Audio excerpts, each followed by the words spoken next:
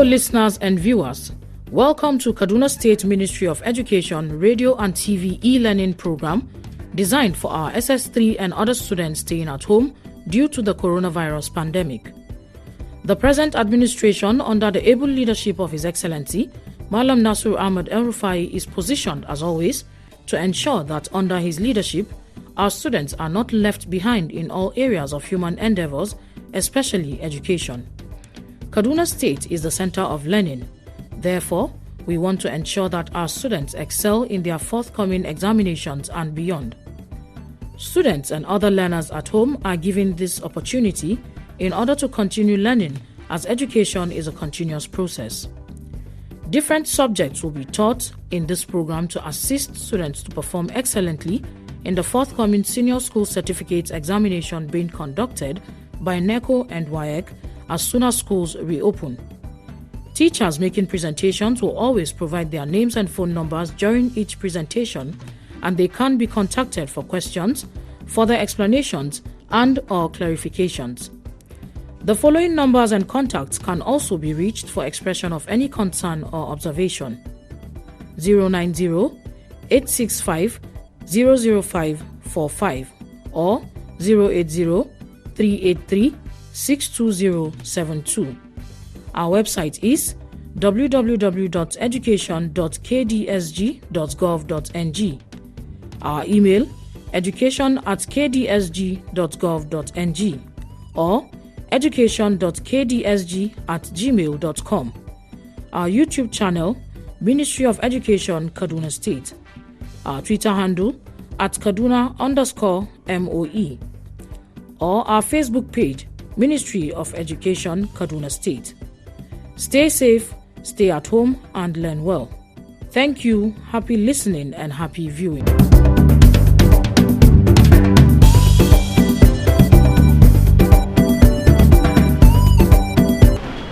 Good day, learners and viewers at home. Welcome to another segment of e-learning organized by Kaduna State Ministry of Education. I remain my humble self, Yari Zakaria, your Commons teacher. I welcome you once more in another Commons class. Today we are going to look at a topic known as law of agency. Law of agency. In our previous lesson so far, we treated business law.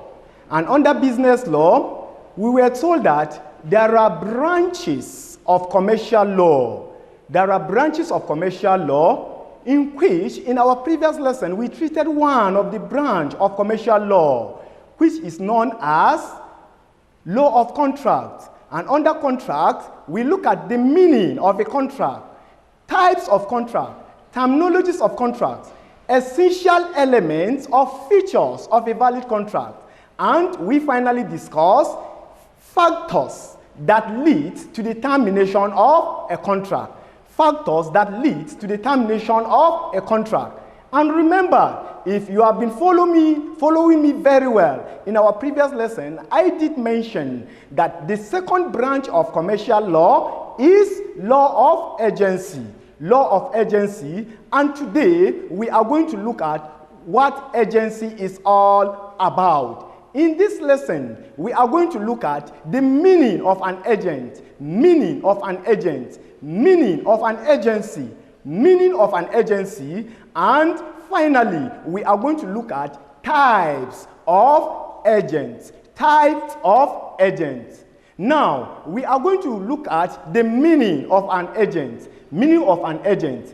An agent can be defined as a person who is employed to act on behalf of another person, known as his principal. Anyone that is employed to work on behalf of another person in terms of business transaction, such a person is known as what? As an agent. So an agent is employed to act not on his behalf, but on behalf of another person known as a principal. Now, let's look at the meaning of agency. Let's look at the meaning of agency. Remember, I said an agent is an individual, is a person who is employed to act on behalf of someone. In this case, we may look at as an agent as what? As a verb. We look at an agent as a noun. Now, we are going to look at agency. Agency has to do with the process. So, by definition, an agency may be defined as a legal relationship that exists between two parties. When one called, the agent is employed by another called the principal to bring the principal into a legal relationship with the third party. Remember, under the law of agency, it is just like the law of contract. It is a contract indeed, because it must have a legal backing. An agency must have a legal backing. The principal who appointed someone to work on his behalf, it is indeed an agreement. Therefore, it must also be enforceable by law. What I'm trying to say here, learners, is that the relationship that exists, the process of coming together between the principal and the agent, and in order to carry out a legal relationship that exists between them, it is what we call it what? An agency. It is what we call it an agency. Now we are going to look at the categories or the types of agents. We are going to look at types of agents. The types of agents include 1. Universal agent. 1. Universal agent. 2. We have general agent. 2. We have general agent. 3. We have special agent. 3. We have special agent. 4. Credere agent. The fourth one is Credere agent. The fifth one is commission agent. The sixth one is commission agent. The sixth is factor. The sixth one is factor agent. The seventh one is broker agent. The seventh one is broker agent. Well, the eighth one is jobber agent. A jobber, that is a jobber agent. While the last but not the least, that is the ninth one, is what we call it auctioneer agent. Auctioneer agent. Learners and viewers at home, we are going to look at these types of agents one after the other. We are going to explain them one after the other. The first one, as I earlier mentioned, it is what we call it a universal agent. What is universal agent? Universal agent is an agent who has unlimited or unrestricted powers to enter into a contract on behalf of the principal. Remember, we are talking about the categories or the types of agents. And the first one I said, universal. Each of the agents has a role to play. Their role varies from their what? Their obligations. And one we said universal. And by universal, we are talking about the type of an agent that has what? Unlimited, unrestricted power. It means such an agent can do whatever the principal instructed him to do. Such an agent can perform the obligation on behalf of his principal. He has no limit. Learners, when we are talking about a universal agent, such an agent has no limit of what? Powers. Now, let's look at the example of a universal agent. Let's look at the example of universal agent. The universal agent can, in a sense, act like the principal. They can even sign legal documents for the principal and purchase and or sell property for them. It requires a lot of business acumen, proving honesty and integrity for one to be a universal agent. If you are being employed to work on behalf of the principal and you are being given unlimited power to act on behalf of your principal, it means you must possess this very word, qualities in you. You have to be what? An honest person. Because someone that is not honest cannot act on behalf of someone. Therefore, you must have what? Business or administrative acumen. You must have the knowledge of the duties of your principal. You must have what it takes to work in place of your principal. The second type of agent is what we call it general agent. General agent. This is an agent who has the authority to act in all matters of a particular business. General. General here simply means an agent that has been employed or be appointed to act in all matters concerning a particular business. In this case, there is a difference between a universal and a general agent. In the case of a general or universal agent, we say that he has unlimited powers. But in the case of a general agent, he can only act on a particular what? Business. Any matter that concerns a particular business, being instructed by him to act, it is what he's going to act upon. He can perform any of the duties which are within the scope of a particular business entrusted to him. For example, a man who manages a bookshop can act on all the matters pertaining books on behalf of a businessman who has a chain of businesses. In this case, such a man may have other businesses, but he is dealing with what? A bookshop. So as an agent, you are only limited to act on such particular business. You cannot go outside the scope of that business. In this case, we may call you what? A general agent. The third type of an agent is what we call it a special agent. Special agent. This is an agent appointed for a particular purpose, which is normally not part of his business activities, and therefore given limited power. An agent that is being appointed to act for a particular purpose, which is not part of his obligation. In this case, such an agent is also given what? A limited power. For example, a real estate broker is usually a special agent hired to find a buyer for a principal's land. Suppose Zacks, the seller, appoints an agent, Abbas, to find a buyer for his property.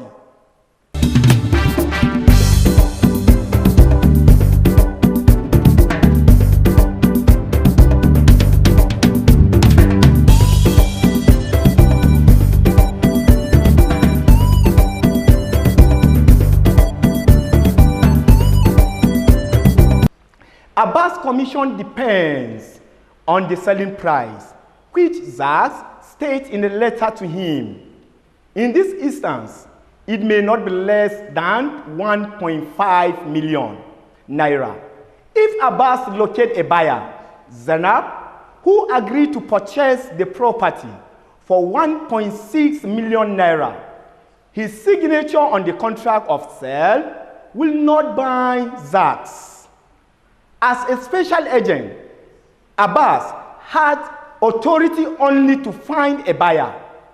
He has no authority to sign the contract. So in this case, what I am saying is that the agreement between Zacks and Abbas is for Abbas to link Zacks with another buyer. And it is being stated that the plot or the property should be sold at the rate of 1.5 million. And it should not be sold less than that. But Abbas can sell it above that price. So whatever price Abbas sold, and I get the example here, that is 1.6 million. Abbas has no share in that money. The only thing that Abbas, as an agent, is entitled is for his commission. Therefore, Abbas has no authority to sign the contract papers. The only thing that Abbas does, he was able to link Zacks with Malamanzana for his property. Now, let's look at the fourth types of agents. Credere Agent. Credere Agent. This is an agent who undertakes to indemnify or to compensate the principal against any loss arising from the failure of the people or the creditor to pay for goods sold.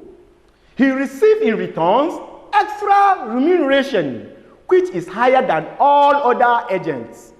A Credere agent also receives commission, known as a Credere commission. In this case, there are people who work on behalf of other people. That is, there are agents that work on behalf of their principal. And they are ready to carry any risks associated to that business. If peradventure the buyers refuse to pay for the goods, it is the duty of the agent to compensate or to indemnify his principal. Because of the risks being associated to this kind of agency, this agent receives a greater commission more than any other agent because of the risks involved.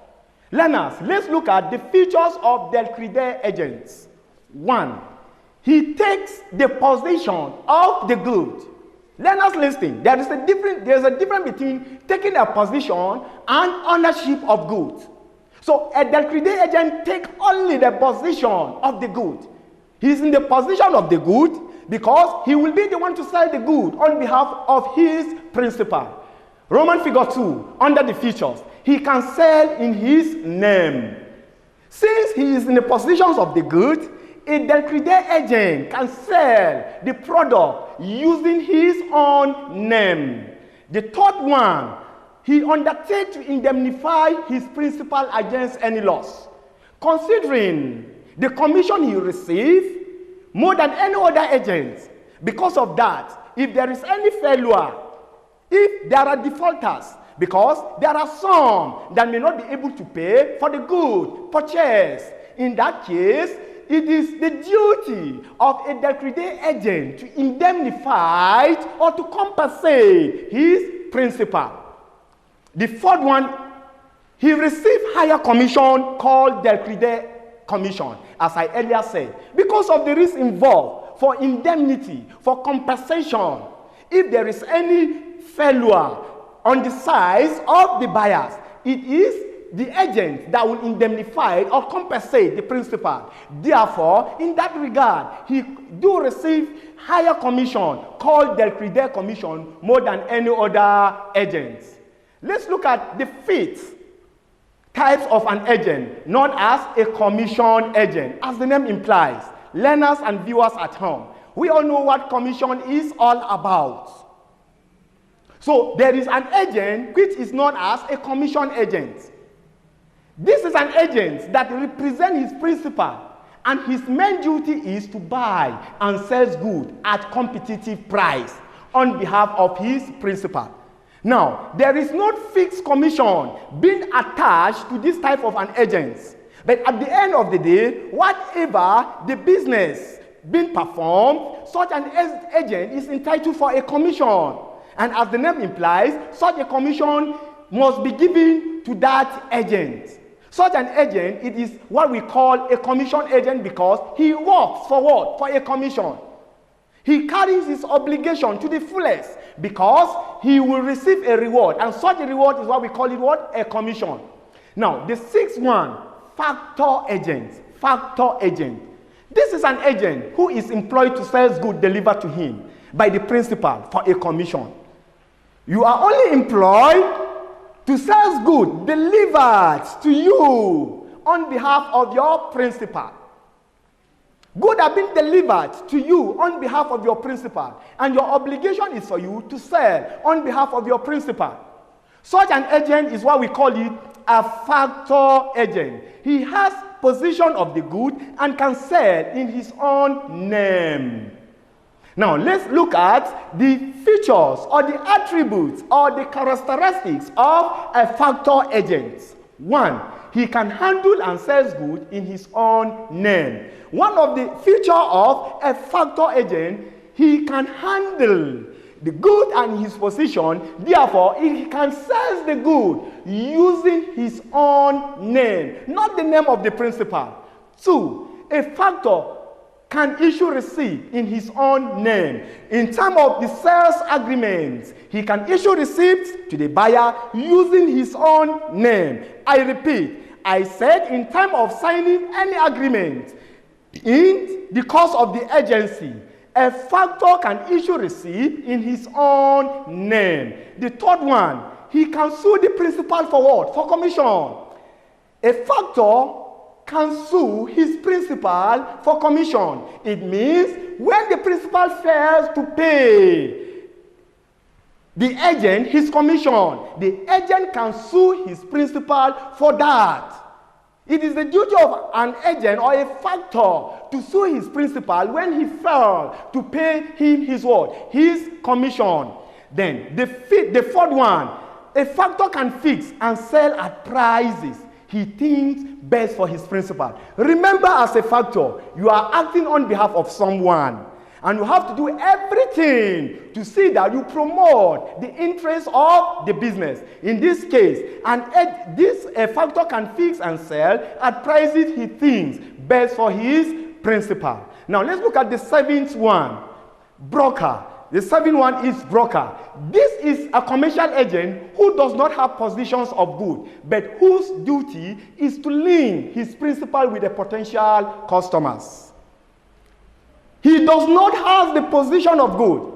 His is to link, bring a customer to who? To his principal. The broker receives a commission known as a brokerage from his principal. So this broker, his own obligation is to link the principal with potential customers. He is not in possession of goods. Let's look at the features of a broker. He does not have the positions of the good. He does not have. All that agent does is for him to link the principal with potential customers. 2, the broker does not sell in his own name. Since we don't have the positions of goods, how can you sell using your own name? You cannot issue receipt using your own name because yours is to link your principal with the potential customers. The broker receives a commission known as a brokerage. A broker's main duty is to look for and to link his principal with potential customers. Your main duty is for you to look for customers and link them with your principal and receive your commission. He acts as an agent for both seller and the purchaser. Now let's look at the 8th one, the jobber. This agent buys from his principal and sells on his own behalf. He bought from his principal, he bought the good from his principal and sell on his own behalf. He buys at one price and hopes to sell at a higher price. A jobber normally buys at lower price, hoping that the prices will go up so that he will sell them and make profits. Now, the last one, but not the least, is auctioneer. An auctioneer is a person, an agent who sells goods by auction. What is auction? An auction is a process by which goods are sold to the highest bidder in a public competition. We have an agent, the type of an agent which is known as auctioneer. An agent, this agent performs his obligation by selling goods to the public in an auction. Selling goods to the public is what we call it auction selling. He sells to the public and he normally sells to the highest bidder. That is the duty of an auction. He is the agent of the seller until the goods are auctioned or knocked down. However, after the knockdown, he becomes the agent of the buyer. Also, he is the evidence that the sale took place. In this case, what we are trying to say is that auction serves as an evidence that transaction has taken place. Now, let's look at the features or the attribute of an auctioneer. 1, he may or may not have the goods in possession. 2, the auctioneer can act as an agent to both the seller and buyer by implication. 3, he is licensed to sell goods on auction to members of the public. Learners, from all that we have discussed, we can summarize our lesson in this way. First, we talk about the meaning of an agent. We also talk about meaning of agency, and we also talk about types of agency. We have come to the end of this lesson. But before I step down, I would like to give you an assignment that will keep you busy at home. Therefore, pick your pens and your papers and put the assignment down. Number 1, what is the difference between an agent and agency? 1, what is the difference between an agent and agency? 2, list 5 types of agents and briefly explains any 3. 2, list 5 types of agents and briefly explains any 3. Learners and viewers at home, for further studies, you can consult this book, Comprehensive Commands for Senior Secondary School by U.A. Jensen.